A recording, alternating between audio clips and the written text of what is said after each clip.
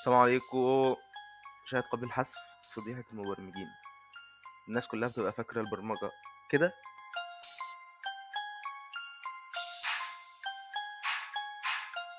بس أنا النهاردة هوريكم الحقيقة. البرمجة بتبقى ازاي؟ البرمجة بتبقى كده.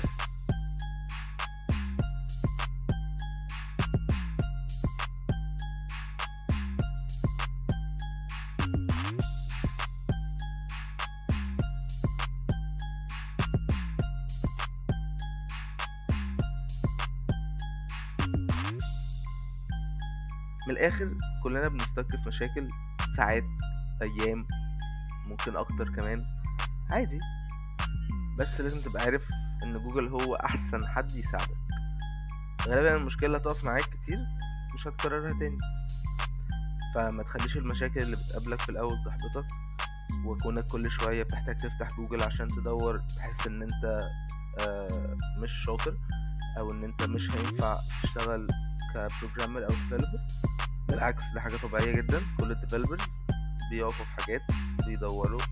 عندك ستاك اوفر فلو مثلا مليان مشاكل بتواجه ناس كتير، فغالبا انت مش هتقف في نفس المشكلة تاني.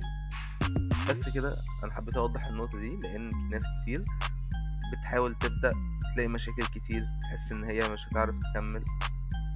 بس سلام.